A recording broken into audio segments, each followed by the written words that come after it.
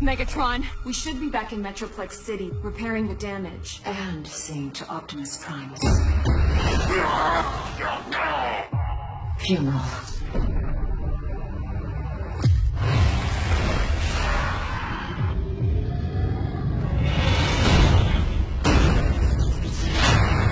Oh, scrud. He's going to use this device to drain the spark from every transformer in the universe.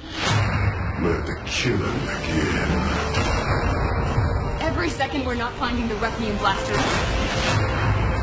There's 1 second when Megatronus might be finding it. There's Megatron.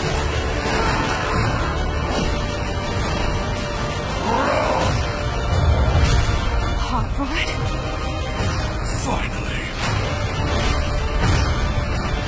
When I bring upon the apocalypse, this will all be worth it.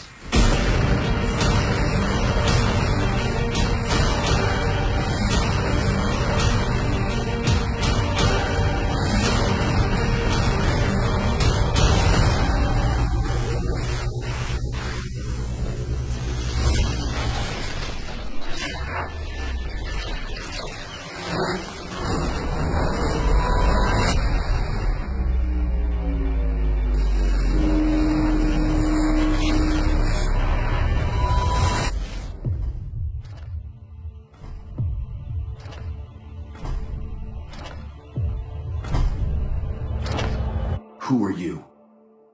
My name is Optimus Primal.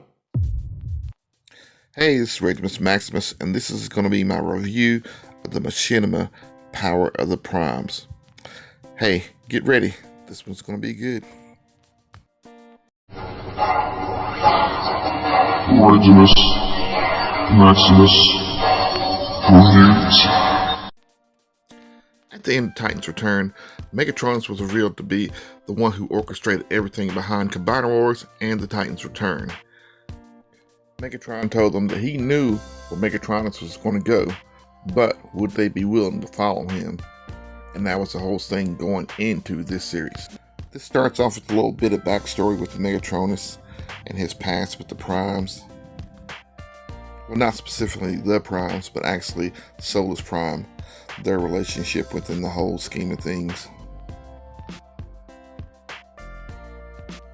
Now, I did like the whole backstory with Megatronus and Solus Prime. It gave you a look into their relationship and the reason why he's actually doing this whole thing. So it kind of breaks that whole thing up and everything, and then it starts going off into the rest of the episodes and everything. So, I mean, it gave you a good glimpse of their past. I mean, I really liked that whole situation. Now, one thing it didn't show was more of the Primes.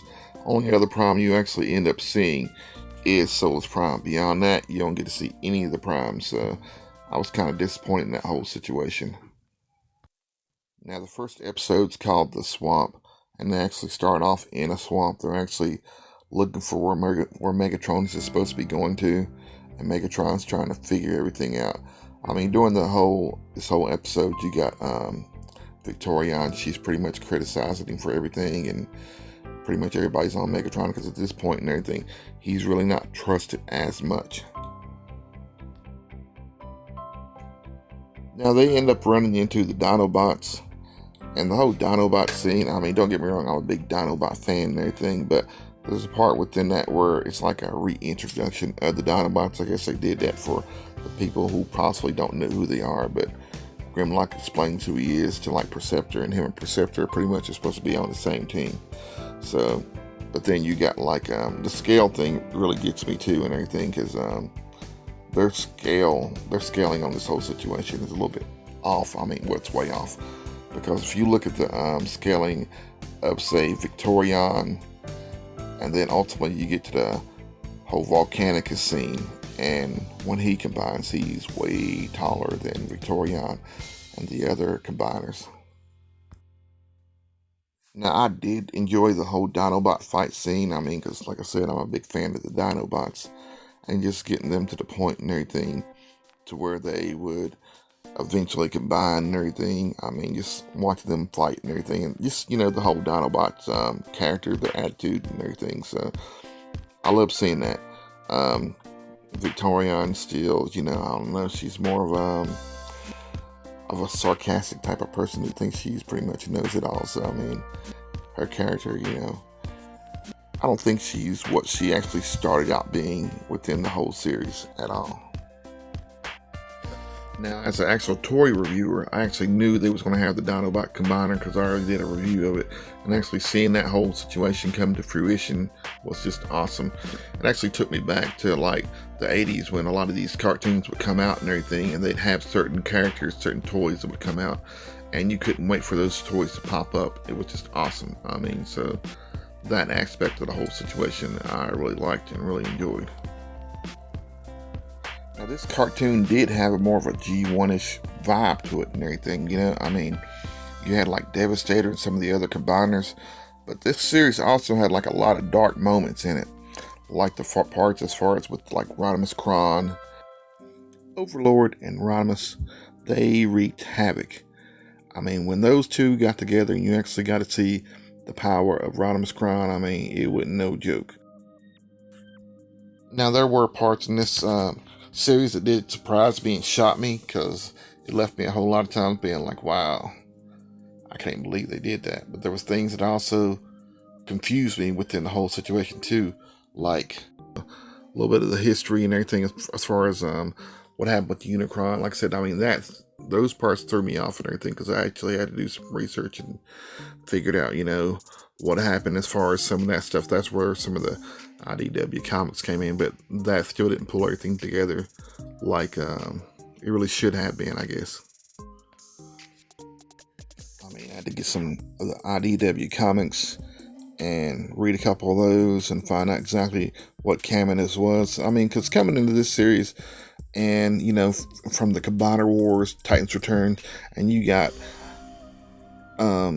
Windblade and everything, you find out she's from Maximus, and so is Mistress of Flame. I mean, like I said, I had no idea what Maximus was, and then I had to read some of the IDW comics to find out what that was. Now, I did like the appearance of Predaking. Predaking, his presence was within this series. I mean, it was just awesome. I like Predaking. I mean, he like I said, he was just an awesome character, and I liked it. I mean, don't get me wrong, I also like Volcanicus. I mean, I thought that whole situation was great. I do wish I would have got a chance to see more of the Combiners and more Transformers in general. I mean, but I guess it is what it is. I mean, any of these TV shows, I mean, they got their set characters, and these were the set characters for this show. So, I mean, overall, I mean, it worked out pretty good. It wasn't bad. It's like I said, though, I mean, you got some people that don't like this series. I mean, they despise it, absolutely despise it. So, I know we'll see some comments from them, but still, I mean, overall, I mean, it really wasn't bad. Like I said, I mean, if you actually go back to the whole Go 90 page, I don't know if they still got it up and everything, I don't think they do, but if you go back to that and everything, there was a lot of positivity, more so than anything. So, I mean, a lot of people did like it. So, I mean, the fight scenes and everything, I mean, like I said, just a new spin on everything, you know, Megatron versus Optimus Primal. And like I said, I mean, the whole thing where they was searching for the Requiem blaster, and like I said, Predaking, I mean, he was awesome. I mean, I liked his presence within the whole thing. Now, one thing that I will say, I mean, the only time I actually seen any of the Combiners revert back to their individual components was the time that Volcanicus did it. Beyond that, none of the other people, none of the other robots actually went back to their original components. Nothing like that ever happened. Now, I did like the way they incorporated Optimus Primal within this. I mean, he was originally a character from the Beast Wars, but the way they brought him into the whole situation with him being the guardian of the Requiem blaster, I mean, it just it just worked. It made sense.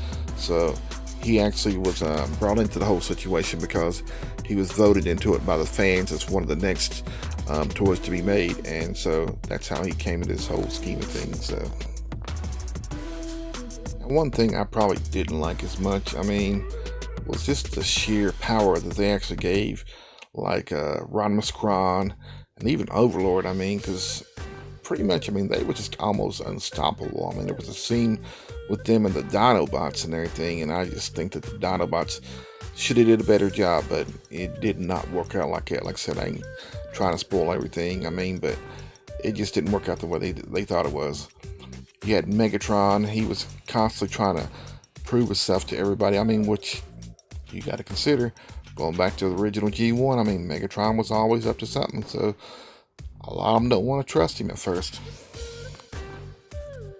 Now, at some point, they do end up warming up to Megatron, and I mean, and everything starts to work and everything. And you're kind of pulling for Megatron, I mean, because, you know, I mean, Megatron has always been the villain, but within this and everything, I mean, they're kind of giving him, believe it or not, a good guy role, but he's still being the same Megatron that, you know, he's still got that attitude and everything. I mean, so I mean, I kind of love it, you know, I mean, I really do.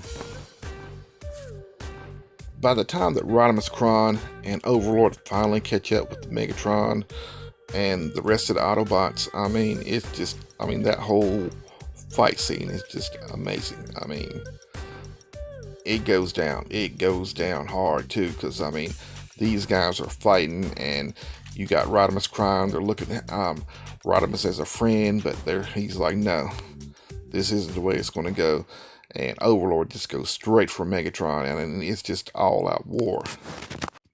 I still say you can add some good rock music to this and make it that much more. I mean, because like I said, if you look at the original Transformers animated movie, I mean, the music behind that was just awesome.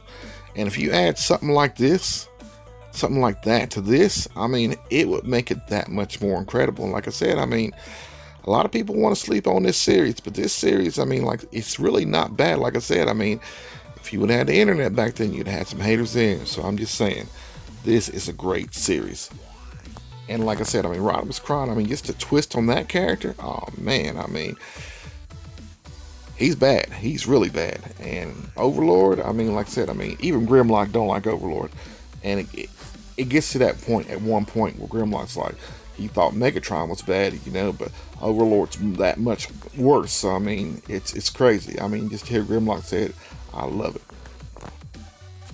Now, one thing that I do like is they actually bring up some history as far as you got Unicron speaking through Regimus and he's actually telling Megatron, you know, pretty much, you know, that some of his power must still be left over from when he was Galvatron. So at some point, he was Galvatron. And I'd like to see within this series how he was Galvatron. Like I said, I mean, I like the way they actually had everything set up, and I looked forward to, you know, what would be happening after this whole situation.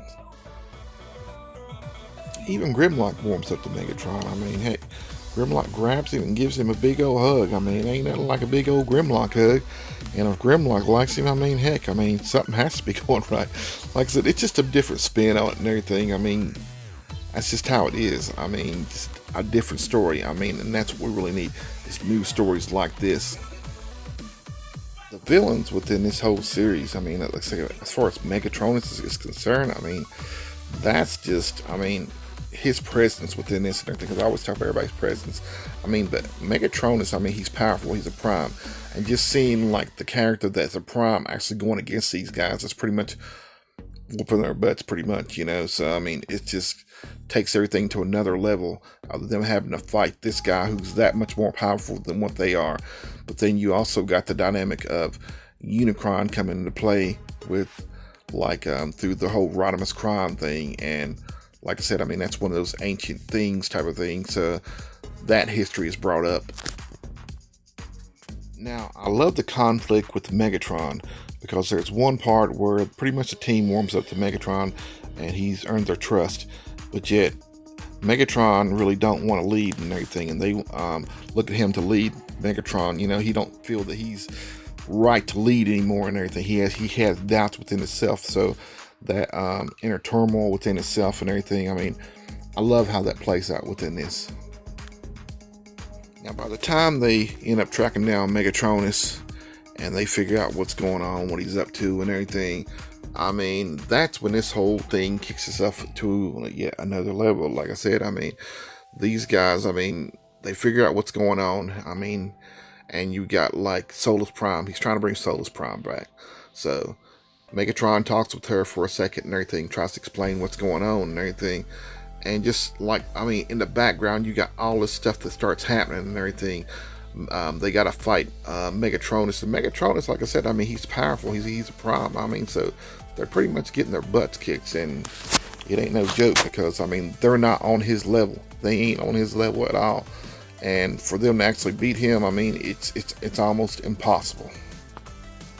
Now, I will give it to Megatron. I mean, Megatron, on the other hand, I mean, he's ready to fight. I mean, plain and simple. I mean, if he's got to go out, he's got to go out. He's going to go out with the fight, and that's just the way it goes.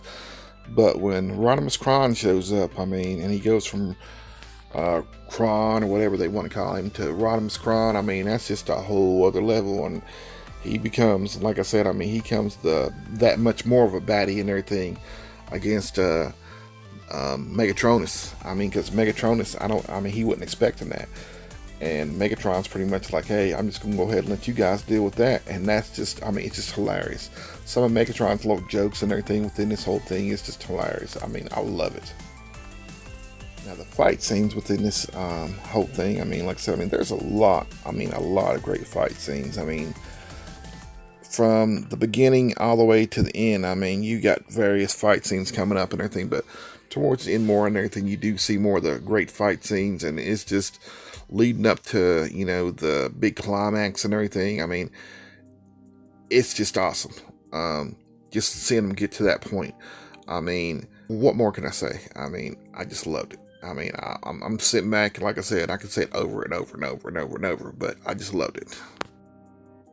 I mean, were there things I didn't like? I mean, sure, within anything, there's going to be some things that you just don't like, and that's just how it goes. I mean, but for the most part, I mean, it worked out real good. Like I said, I mean, it's especially for something like a G1 style, and that's what it's about, you know, bringing something from G1 and everything and mixing it in with a little bit of IDW. Now, if you want to check this out, I'm going to go ahead and put a link in the description below. That way you can go ahead and check out the Power of the Primes. I know Power of the Primes and the Combiner Wars are on here. You might search around on the internet for the Titans Return. So, just warning you now, because there's a couple episodes on YouTube, but not all of them. Now, I will be doing another video as far as on the Prime War trilogies. So, that'll be my afterthoughts on that. But also, check out my other review videos. And once again, this is Regimus Maximus with the Prime Wars trilogy, Power of the Primes. Hey, I'll see you next time.